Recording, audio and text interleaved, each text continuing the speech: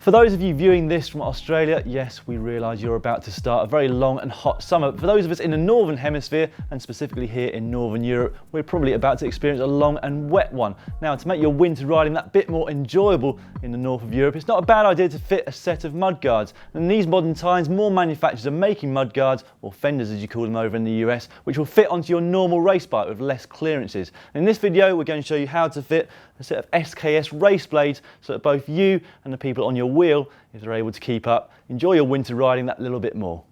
We're going to start at the rear wheel, so take the longer of the guards and begin by placing it through one of the wire stays until it's roughly midway. Next, push the plastic mud flap onto the end of the guard until the two holes align, and then fix it together using a plastic screw and nut provided. We used a good old 50p piece to tighten it up. Now push an alloy lug into both ends of the stays so they're both facing inwards.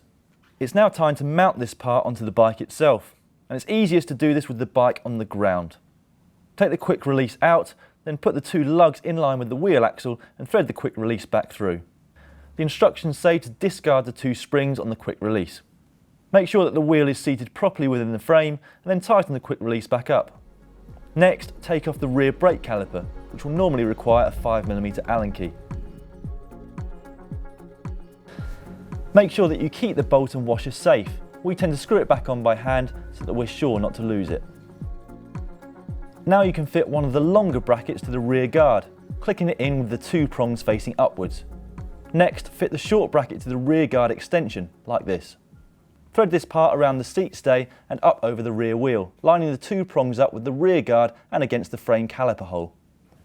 Then you can put the caliper back on, making sure that the two brackets are firmly upwards and that the caliper is centred before tightening the bolt fully.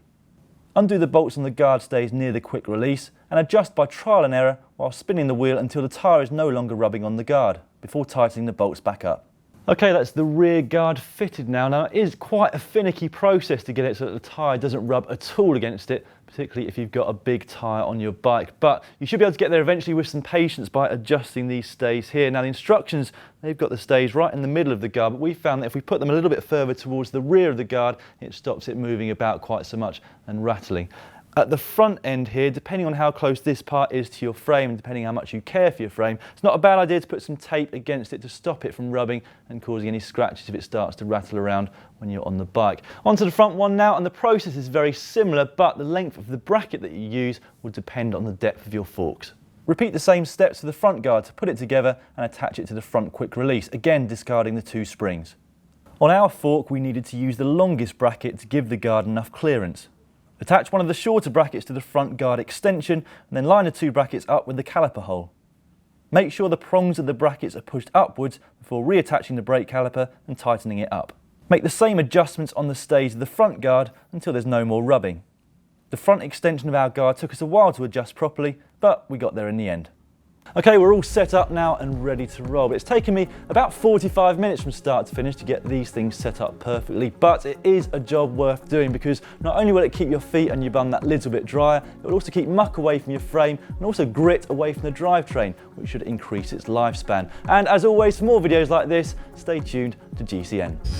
So if you don't have the time, the patience or the inclination, then a better way for you to do it might be to use some tub tape. Now, when you get a tubular out of the box, it's probably going to look something like this.